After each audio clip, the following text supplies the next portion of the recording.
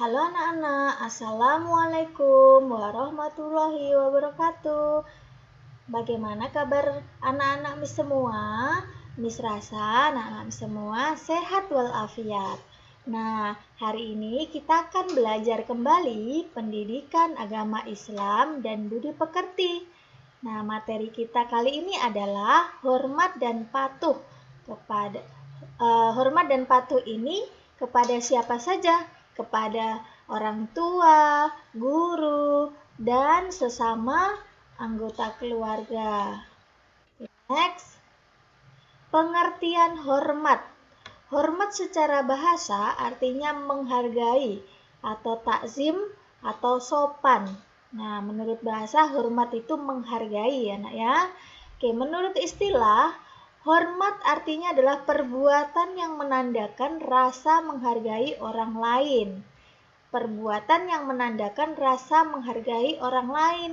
Misalnya kita menghargai orang tua kita. Nah, itu termasuk bentuk rasa hormat kita kepada orang tua. Oke, next. Pengertian patuh. Apakah itu patuh?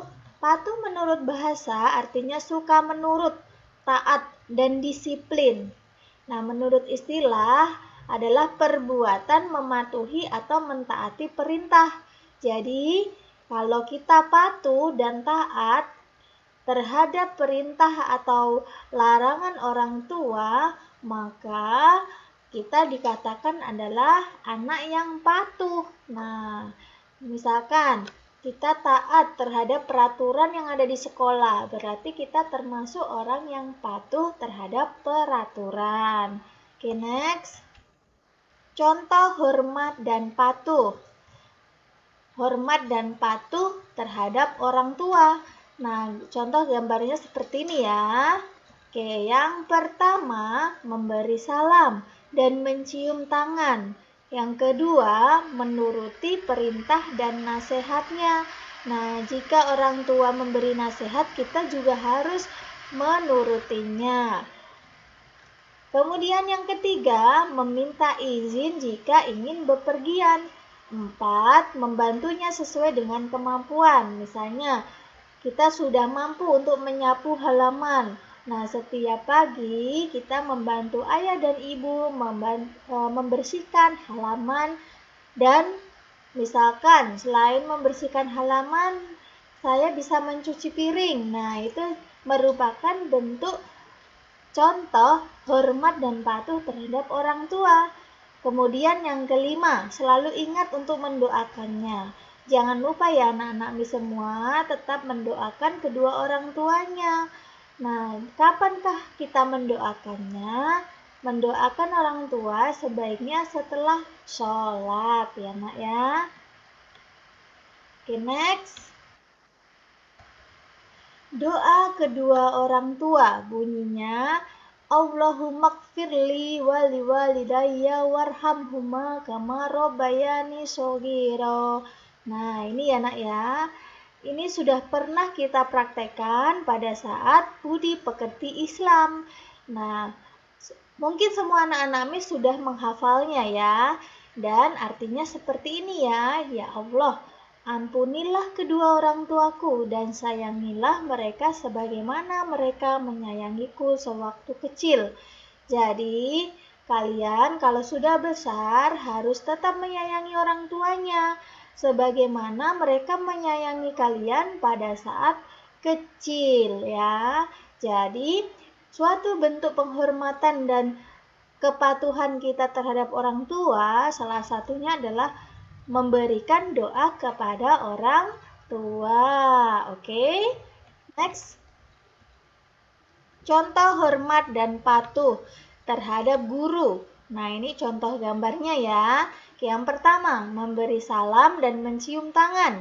Yang kedua, mengerjakan tugas yang diberikan. Jadi, kalau diberikan tugas, sebaiknya anak-anak Miss semua harus mengerjakan dan dikirimkan kembali ke Miss. Nah, itu merupakan salah satu contoh hormat dan patuh terhadap guru. Kemudian yang ketiga, memperhatikan pelajaran. Yang keempat, mendengarkan dan mentaati nasihatnya. Jika diberikan nasihat, berarti harus kalian taati, yaitu dengan didengarkan dan dijalankan, oke?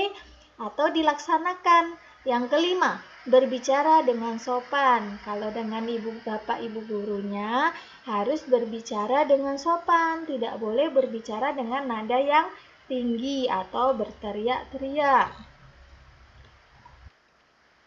Oke, next. Contoh hormat dan patuh terhadap sesama anggota keluarga. Contohnya seperti ini ya, ada salah satu keluarga saling menyayangi satu sama lain. Nah, contoh hormat dan patuh terhadap sesama anggota keluarga yang pertama, memberi salam dan mencium tangan kepada orang yang lebih tua. Yang kedua, mematuhi setiap nasihat kebaikan. Yang ketiga, menyayangi yang lebih muda, contohnya menyayangi adik ya. Yang keempat, tidak mengganggu ketika ada yang sakit. Jadi ketika ada keluarga kita yang sakit, kita tidak boleh berteriak-teriak atau mengeluarkan suara yang besar atau mendengarkan musik dengan suara yang keras. Nah, itu tidak boleh ya anak-anak. Nah, sebaiknya kita harus menghargai dan menghormati keluarga kita dengan mengurangi volume suaranya agar yang sakit bisa cepat sembuh. Oke, next.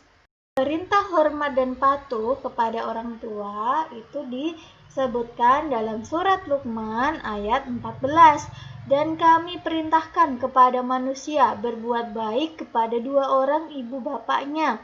Ibunya telah mengandungnya dalam keadaan lemah yang bertambah-tambah dan menyapihnya dalam 2 tahun. Bersyukurlah kepadaku dan kepada dua orang ibu bapakmu. Hanya kepadakulah kembalimu. Oke. Nah, itulah perintah hormat dan patuh kepada orang tua. Oke, next.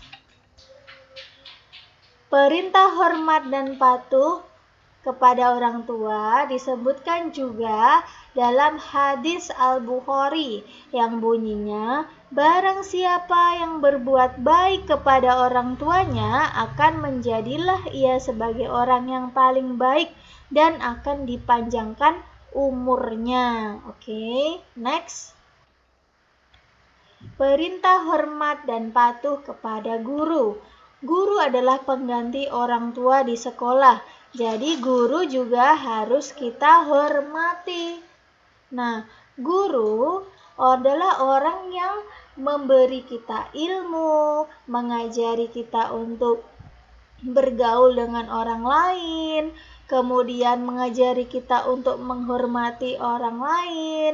Nah, itu adalah seorang guru. Jadi, kalau kepada guru kita harus hormat dan menghargai jasa-jasa seorang guru. Berbicara pun harus sopan ya nak ya jika bertemu dengan guru kamu. Oke, next. Perintah hormat dan patuh terhadap sesama anggota keluarga. Ini disebutkan di dalam surat An-Nisa ayat 36 yang bunyinya, dan berbuat baiklah kepada dua orang ibu bapak, karib, kerabat, anak-anak yatim, orang-orang miskin, tetangga yang dekat dan tetangga yang jauh, dan teman sejawat, ibnu sabil dan hamba sahayamu. Allah sesungguhnya tidak menyukai orang-orang yang sombong dan membanggakan diri. Jadi Allah itu menyukai orang yang menyayangi orang lain dan tidak menyombongkan dirinya, tidak merasa dirinya besar, tidak membanggakan dirinya. Nah, itu adalah orang-orang yang disukai oleh Allah. Manfaat hormat dan patuh, ini ada 3 ya anak-anak semua. Jadi jika kita hormat dan patuh kepada orang tua, guru, dan sesama anggota keluarga, maka kita akan mendapatkan 3 manfaat ini. Yang pertama, mendapatkan kunci masuk surga. Artinya, kalau kita saling menyayangi dengan anggota keluarga kita, dengan orang tua kita, dengan guru kita. Artinya kita diutamakan untuk masuk surga. Yang kedua, disayang orang tua, guru, dan anggota keluarga. Nah, di sini disayang karena perbuatan baik kita, karena sikap sopan kita.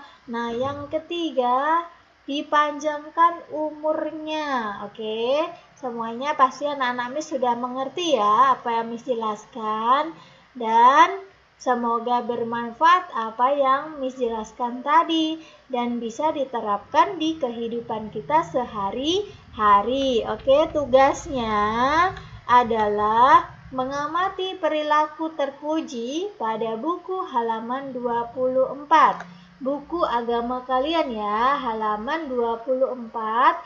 Di situ sudah terdapat beberapa gambar. Nah, silahkan diamati. Kalau sudah mengerti, boleh diisi gambarnya tentang apa dan jawablah pertanyaan di bawahnya. Jangan lupa setelah selesai mengerjakan, silahkan difoto dan kirimkan ke Miss Lulu. Oke. Sekian yang bisa Miss sampaikan. Thank you for attention. See you next meeting. Bye-bye. Wassalamualaikum warahmatullahi wabarakatuh.